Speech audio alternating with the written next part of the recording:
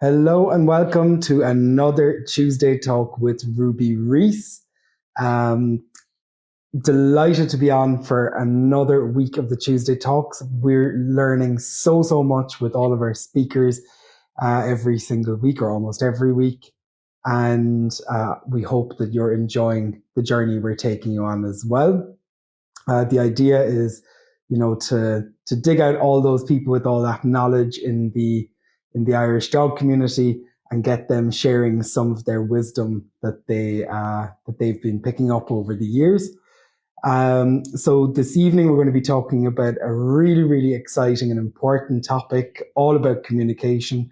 I absolutely love communication, and it's going to be very interesting to scratch the surface on the topic of how to speak with your dog. If you're enjoying the Tuesday talks as well on your second screen or later on after the talk, you can go ahead and pop over to our website. The very best way to thank us for the work we're doing is to sign up to our newsletter. It's absolutely free, and you'll get 10% off your next purchase with us. So I'm just going to check if Ciaran should be joining any moment now. I guess now is a good time to go along with our usual disclaimer. If you're watching usually, you'll know this nearly off by heart as well as I do.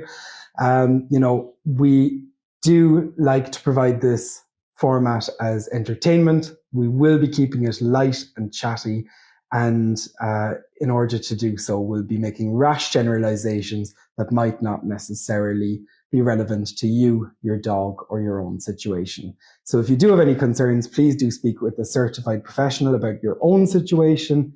And that is it for the formalities. So I'm just going to make sure my mic is turned on. And we'll give people a moment to join as well.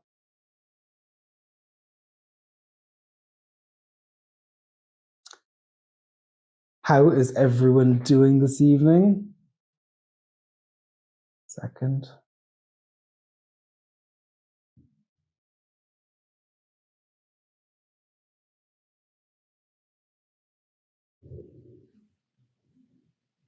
So I've just tried to send the invite there across now to Ciaran. So hopefully you'll be able to join me in a second.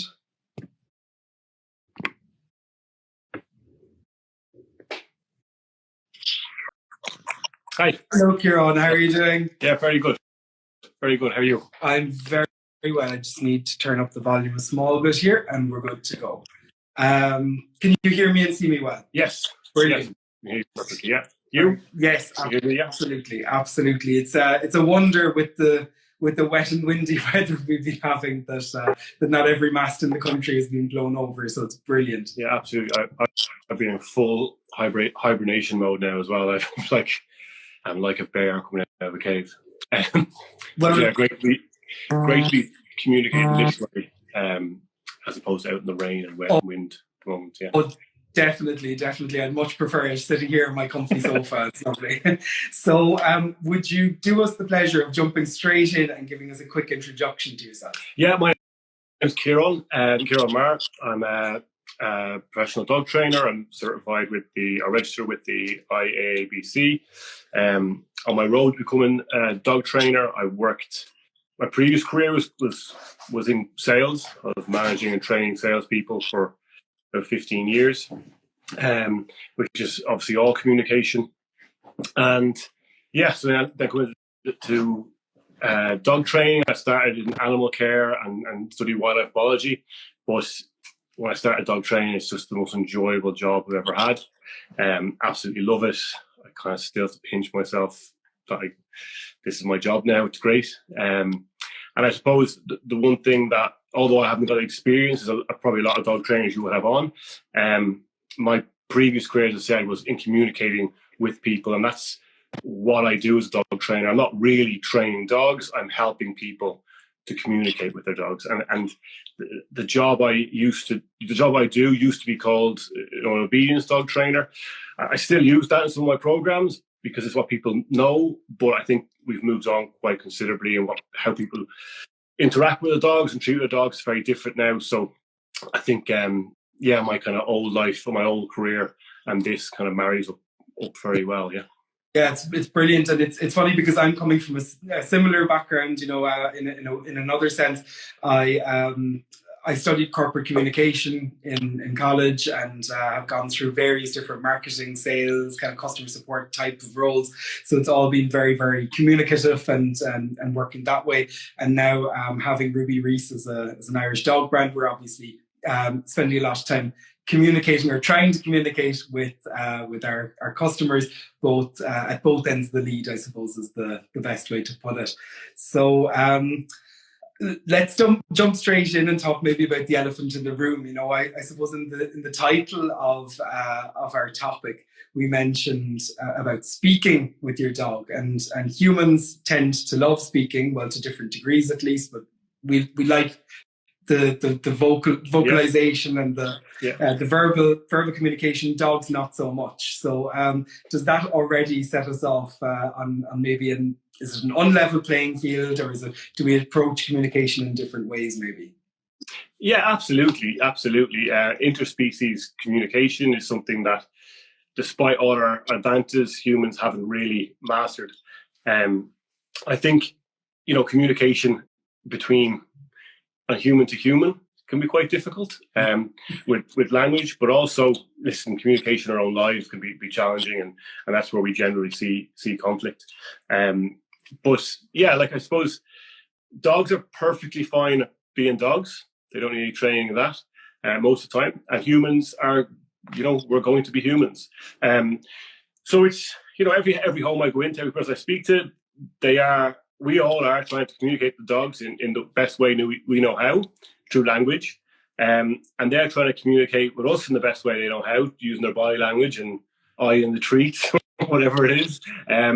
So yeah, it does require, and I do this with a lot of people, just kind of a pause and a step back and a reminder that no matter how much we ask them or talk to them, they're not going to understand language. And people do get confused, because people argue this with me a lot. Dogs can memorize hundreds of words, but unless we're actually training them to what the word means and doing lots of repetitions, they're not understanding the sentences and the syntax and context of different sentences we use. So we have to be clear on that. Yeah, and I suppose it's interesting as well, as you were speaking, I was thinking about a situation that you often get with humans, that we definitely see language as the number one communication to, if someone goes abroad to a country where they don't speak the language, and you say, how'd you get on? They always say, I got by using hands and feet. And, it's interesting that we fall back on the body language as we'll get by with it if we have to.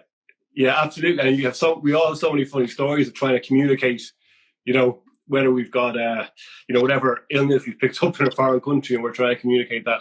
I would always kind of remind people, if we're just end up shouting at the dog or complaining at the dog, we are like that Irish or English couple, I have in my head, shouting at the person who doesn't speak English, just because I say it slower and louder, it doesn't make it more comprehensible, but it's the common image.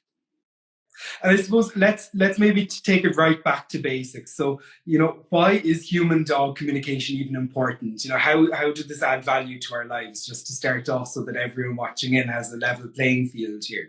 Yeah, so I suppose before we want the dog to be obedient.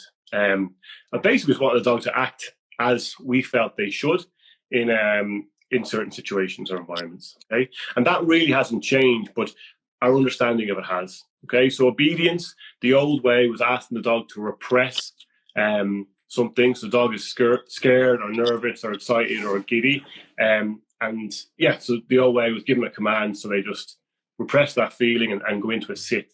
I suppose where I'm coming from, working with people, is that the better boundaries you have, the better the dog understands their boundaries, what they can and can't do, the different protocols we have when we're out in terms of, using our weight before we cross the road or when we sit down on a walk.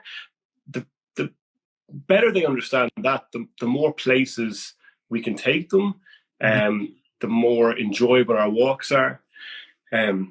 When it starts getting a bit brighter, a bit nicer, we can take them. We don't have to be fearful taking them to a new place. And unfortunately, when I'm speaking to people, and I am in an echo chamber, obviously, but a lot of people they're not enjoying the walks. They're worried taking the dog out. They're worried, is the dog aggressive or going to hurt somebody?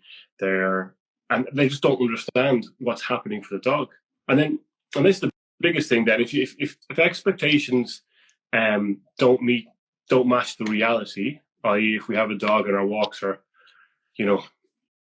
pulling on the lead and we're not understanding what's going on, they're not enjoyable, then it's going to lead to anger and frustration. And that's, that has to be a big part of why we're seeing so many dogs ended up in rescues. And it's just so common. I suppose it's just, for my own dogs, I call myself kind of a lazy dog owner. I really I always have a lot going on, and I'm always, they're liable to get forgotten about unless I have good protocols, procedures, and I have a good understanding with them. So that's where I try and help people out.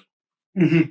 And I suppose, like one thing that we keep hearing on this format when people come on talking, and you've just hit the nail on the head as well, our expectations as dog owners, particularly in the last kind of 10, 15 years in Ireland, have just blown up and become so huge. I mean, it wasn't normal to go into city centre cafes with your dog and expect them to sit down for an hour and a half, people watching, and not cause a ruckus. So it's so important to have that in mind and to have the patience with yourself and your dog as well to bring them on that journey, I suppose, isn't it? Yeah, absolutely. Yeah. And so You've started hitting on some misconceptions as well. So, what common misconceptions do people have on communicating with their dog, and do you see a lot of the same themes kind of coming up? Yeah, I see a lot of things. So one of the main things I would point out with people, like maybe everyone I speak to, is to remind them that dogs cannot understand language. So I say again, dogs cannot understand language. So if you're speaking as you would speak to a child or a person or a baby, the dog cannot understand you. If you're repeating the same thing and they don't understand you, it's going to make them feel uncertain, and it's going to rise their kind of, I don't want to say stress levels, but that's it. That is what we're talking about. It's going to make them feel uncomfortable because they're uncertain. So one of the most common things is when we're using a command, say we'll just use sit as an example, which I find people really struggle with. And again, coming from the old way we used to understand, we tell the dog to sit, and when they don't do it instantly, we repeat it. So what ends up happening is, and when I walk into homes, often is the sit command ends up being sit, sit, sit, sit, sit, sit. Now the phonetic of that, the sound of that, is completely different to sit. Okay. The tone, then people are saying it, that they're using it and repeating it. So they might practice it at home, when all the kids are gone to school, the dogs are perfectly, there's no distractions. But then they're trying it then when their friend comes in, or when there's something going on in the house. I'm sure everyone had these experiences over Christmas. It's the same with my dogs when people walk in, they're excited to see people. So the sit command then, which was calm, clear and concise, turns into sit, sit, sit, sit, sit, sit. And people are kind of a little bit elevated then. So the tone, the pitch, the whole sound of the word is completely different. Dog doesn't understand. So then it starts to ignore. I'm just going to ignore that word. I actually don't know what it means. And I think, so people repeating themselves, overusing the dog's name. The dog has to actually understand my name by 13 different types of, the angry one, the quiet one, they all mean different things. Yeah. So people over-rely on the name. They're the kind of the biggest things. And also, telling the dog to do something, but never having actually put any time into training them to do that.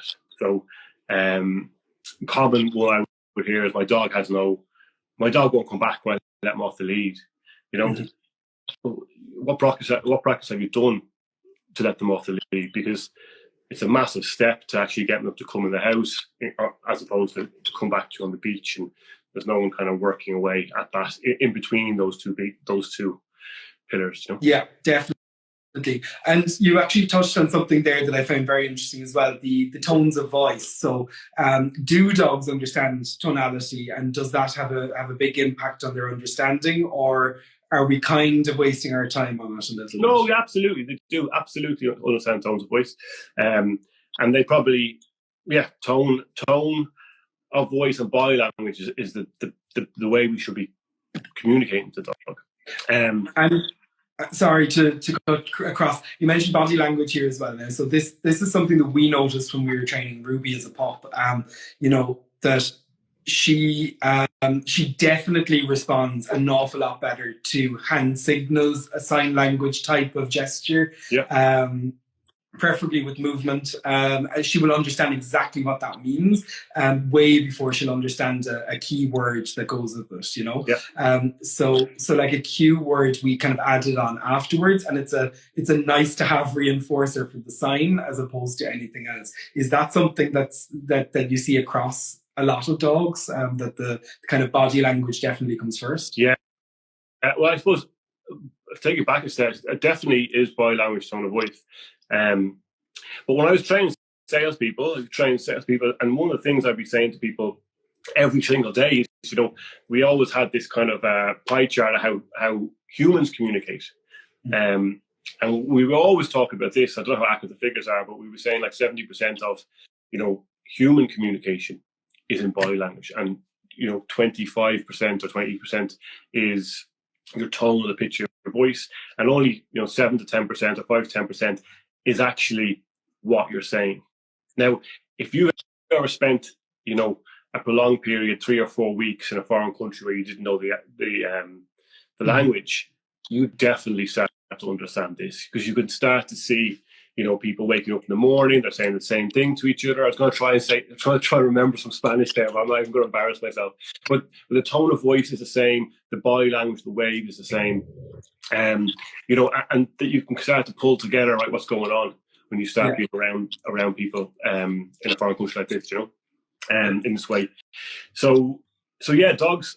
That's how dogs are trying to work out what's going on for us. And I suppose, you know, with Ruby as well, most dogs in most homes, they actually know you're going for the walk before you decided to go for a walk, because of how your body language, you know, is setting yourself up in the morning or whatever way it is. A lot of people would say that. So once, like, they've got nothing else to do but watching us a lot of the time, but they get very good at reading our body language and understanding our tones as well. So yeah, it's a huge way. When you can start to kind of tap into that, I think dog training is a lot easier, especially the body language, to be honest. I think the body language, when people start getting that during my training program, I know we're starting to see a big difference in the dog. And I know I'm flying now a little bit ahead, but as soon as we've touched on, you know, trying to incorporate body language so a dog can understand us, that's only half the side of communication, right? We want to be able to speak with our dogs and have proper communication. So there's going to be another way as well. What are we supposed to be looking out for in signs in our dog, and what are some things that we could be, say, listening for, in inverted commas, from our dogs? Yeah, it's so true. Like, I'm getting all into this now, and I'm still only talking about our message and what we're trying to communicate. I think it actually says a lot about, you know, us as a species, considering, you know, how, you know, everything that's going on in the world, that we are very focused when we talk about communication, and I do it myself, is we're very focused on getting them to understand us.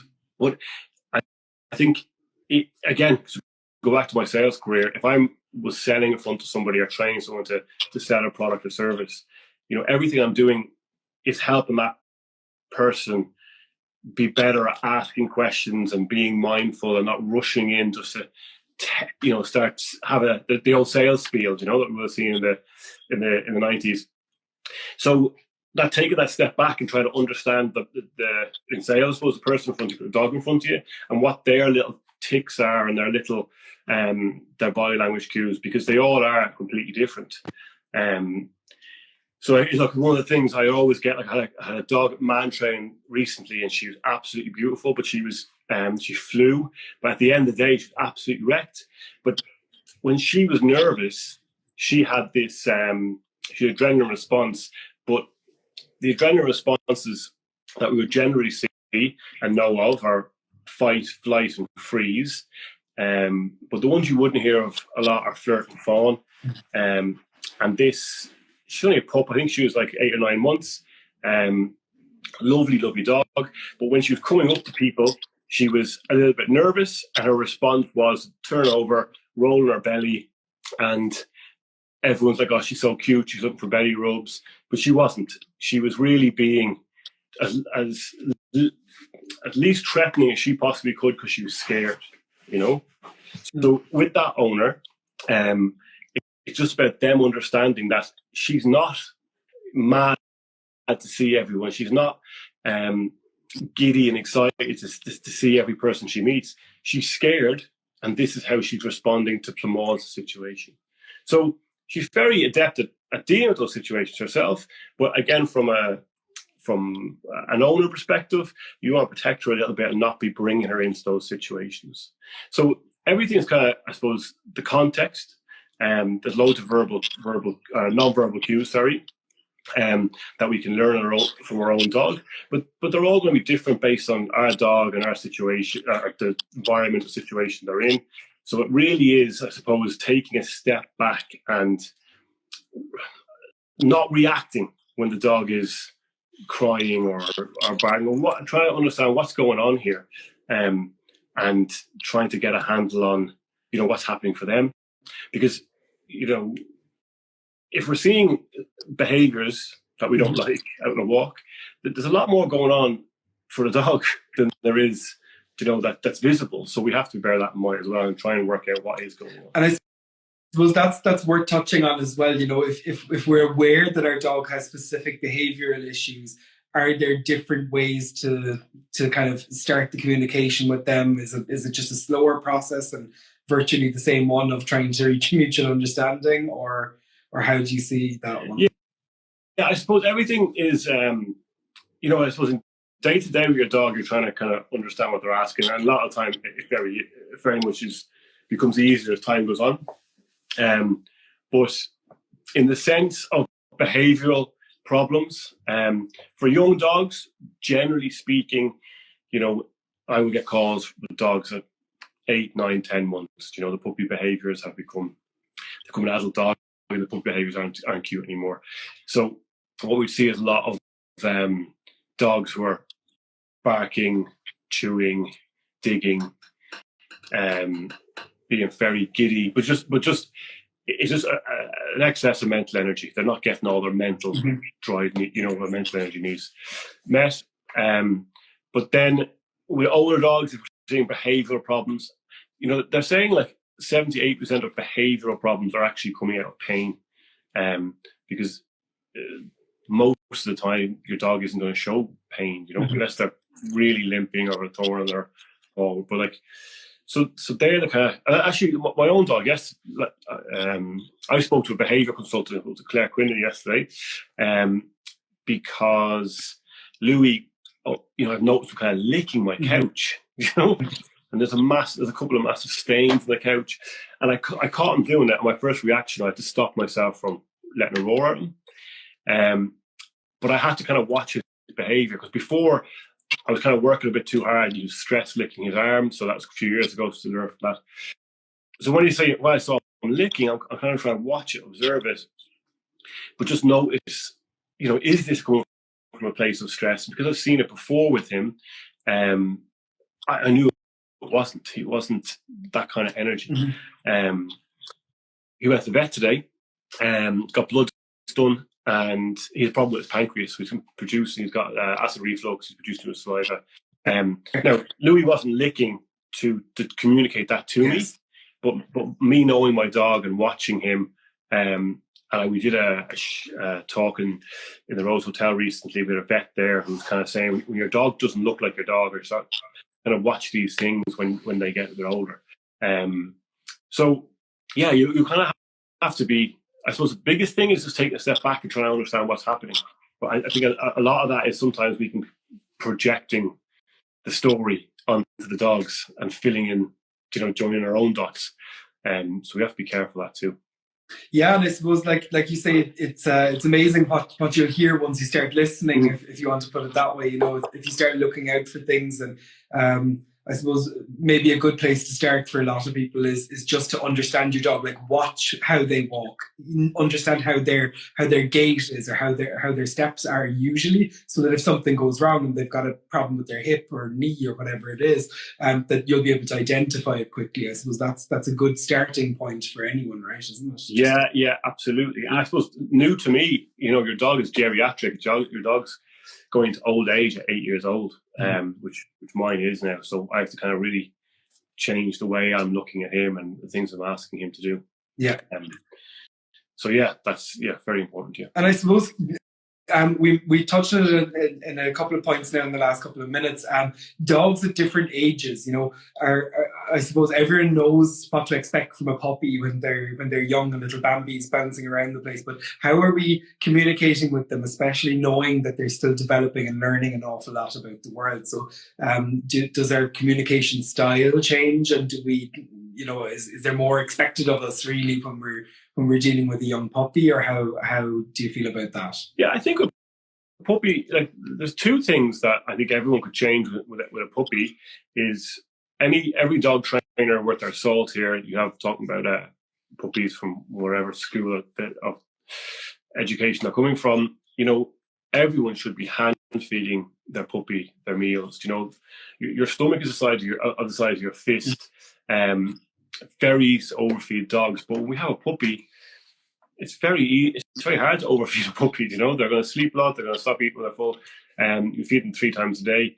So if you hand feed a puppy, you not only have a well-trained pup, but you're going to find it very easy to get their attention, very easy to distract them when they're doing something they shouldn't. And yeah, I don't think you have a very well-trained dog. And the other thing is, I think one of the first things I would do when a puppy client comes to me is to get, and it's really prevalent at the moment, but we have to stop taking our puppies for walks, because they just don't need it. Puppies are infants until they're class infants that are 16, 17 weeks. And we shouldn't be walking them until they're at least 6 months. Their bones haven't joined up. They haven't got the proper ligaments, tendons, all joints, their skeletons. They're just a lump of bones and flesh. Yeah. They're infants. And if you'd think someone was crazy if you saw someone trying to make a baby crawl down the street. They absolutely need experiences, but they don't need walks. And so it's take them to the park. And as you said before, we have different expectations of them. So any way you want to take them in their life, take them to those places and hand feed them a meal at that place, so they're focused on you and looking to you.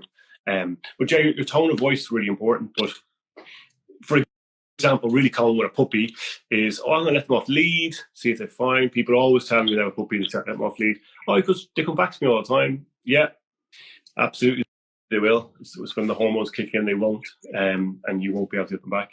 Mm-hmm.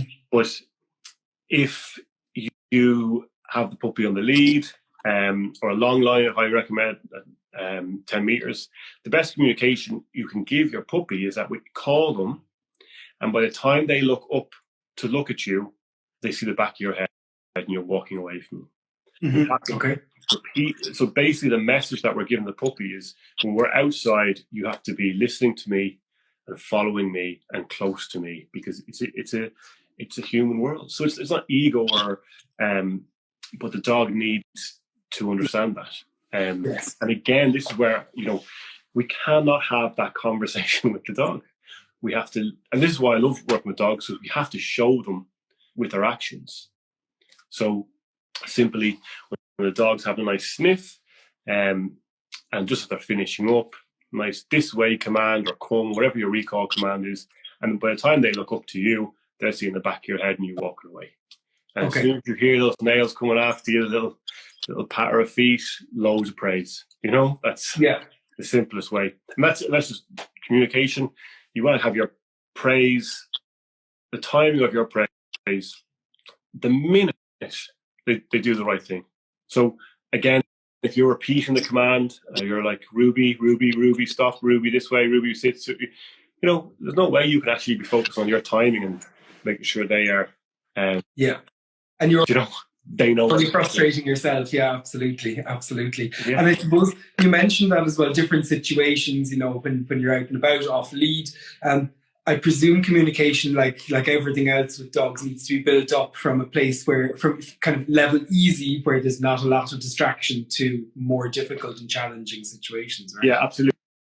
So everything needs to start in your kitchen, and I would always you're looking for several hundred repetitions.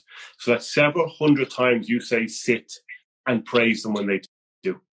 And you want to start that in your kitchen, in your house. You want to bring it out to your back garden. And before you finish in the kitchen, put the phone down, record yourself. You don't have to actually put yourself in video, but just how many times are you saying sit? How many times are you repeating yourself? I had a lady send me a video once of getting her dog to stay when the doorbell rang. She said stay about 25, 30 times. I was like, really, that's great. That's well done. Just say it once next time, And then, so after the kitchen, then we're going out to the back garden where it's more distracting. We're not fighting for the dog's attention. We're just catching it when it goes back to us and praising. Then we went to the front garden. And then you're really looking for like loads and loads of tiny increments. Front garden, the field in front of the house, the wood at the top. And again, humans are going to set goals, I want to get this far by this date.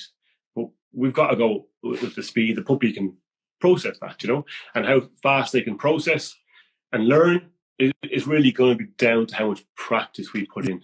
I was just going to say for Ruby, we had to kind of trick her into deciding that sit was a good idea, because she did not like anything. Sit and lie down was even worse, because she always enjoyed like the high energy stuff. High energy now, even being just to jump up or to do beg or high five, anything that was to do with action, twist around, do kind of a twirl. That stuff, she loved doing that. So we used to always have to start like a kind of a training sequence with her by getting her to do a twist or a twirl around, and then go into sit, because she realized, I'm getting positive attention, I'm getting treats, I'm getting whatever in the sequence. So let's just keep going whatever they want. Yeah, brilliant. But that's just your dog and figure out little things, And that's what, when I go to someone's home, I'm like, I'm here to give you the information, and then you apply that best for your dog, for your lifestyle, for the dynamic, everything. But if some people want to kind of to be told what to do and when, but it's nuanced, it is. You have to be kind of learning what they're communicating as well, and learning when they're a bit stressed out or frustrated, so. And I suppose it's like you say, it's similar to how we work with other humans as well. I mean, it's like having a new colleague or a new neighbor. You need to figure out the types of jokes that are going to make them laugh, and the type of interactions. Do they like being even say hello to in the morning? It's absolutely. One of the things that always makes people laugh is, if you walk to work tomorrow and you step into the coffee shop, and everybody you meet, 90% of people will know personal space is about, a meter for humans. If you could be having a lovely conversation with that, but if someone doesn't understand that and steps into that personal space, it turns the conversation pretty sour pretty quick. But if someone comes that close to you, it's going to activate your adrenaline response generally. After COVID, probably, definitely. But dogs have personal space too, but it's a lot bigger than a meter. But yes, we want dogs to behave nicely inside the personal space that we operate in. So a lot of that kind of is, and I get loads of questions. So what happened? The dog is reacting, or they're barking, or they're doing this. Oh, the dog's scared. You're bringing, and it goes back to the dog needs to sit quietly on a park bench as people are coming past us. If the dog's scared, Don't put them in that situation, because relationships are about trust. Absolutely. And if you have a friend who you feel like you can't trust, it mightn't completely change your relationship with them, but you're going to have to be a little more on edge around them and protect yourself a little more. And that's what we see with a lot of dogs, is the human's not actually listening to hear, doesn't know what I'm afraid of or triggered by.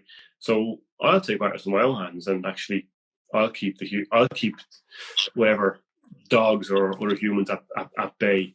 And that's usually when the dog trainer or the behavior consultant gets called. No, absolutely. It's brilliant. So I think you've done a brilliant job of summarizing. It's such a huge topic. I mean, it's only scratching the surface, obviously, but communication is an ongoing journey, and it takes years and years to perfect. But I suppose people watching in, listening out to what your dog is trying to tell you and through their body language, making it easy for them, letting them know, let's work together as part of this team. We'll have great crack together. Yeah, exactly. We'll have a great old time. I think that's probably a good place to start, isn't it? Yeah, absolutely. If you aren't just doing little training sessions with your dog, and you just want, especially with this weather, if you want to have a little bit of interaction, your dog wants nothing more in the world. Your dog doesn't need to meet other dogs, doesn't need to go on massive runs on the beach. What your dog wants is to spend time with you, engagement. And we're really, there's a good few of us in Tralee here trying to really, round that home for people, because people get confused. The dog loves the beach or loves this place. Dog wants to be wherever you are. Mm-hmm. So just by doing some training with the dog, so if you were to go from, instead of sit, if you say sit and enjoy that space in between, you giving the command with your non-verbal body language. So for sit, I use my finger up like this, so I don't have to repeat myself. Yeah. With my left hand, I might hold my finger or hold my thumb to stop myself repeating myself. Mm-hmm. But in that time, when you give the command, the dog sits. It might be 10 seconds, it could be 20 seconds. But you're going to see the dog thinking.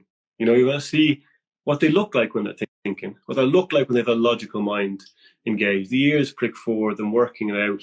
And you're also going to see all the other things that they think you want to see, which I think is really interesting when you see, I go into a home and the dog's like rolling over, doing everything they think they should be doing. And it's those times when, the silence in between the commands and when you can be patient, that you can actually see loads. And everyone who knows me knows I'm not a patient person by any stretch. But that's, again, why I love dog training, because I have to be patient with them, because they don't speak our language. Absolutely. Well, I thank you so much for coming on and having the patience to answer all of my questions this evening, Ciaran. It's been an absolute pleasure. Thank you very much. And thanks for everything you're doing, because I think it's what the dog training industry needs. I'd love to do more stuff online, but it's quite divisive at the moment. And it's, I'm here. I use social media to enrich my clients, and I think it's great what you're doing by bringing people together.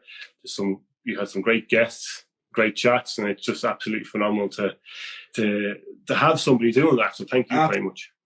Absolutely, thank you. The topics will be getting harder, and I'll be challenging you all a lot more over the next year. So I'm really looking forward to it. Really, really appreciate your time. Everyone, if you're interested in checking out more of what Ciaran's doing, you can check out on Instagram, LK Dog Training, and the website, I believe, is also lkdogtraining.com.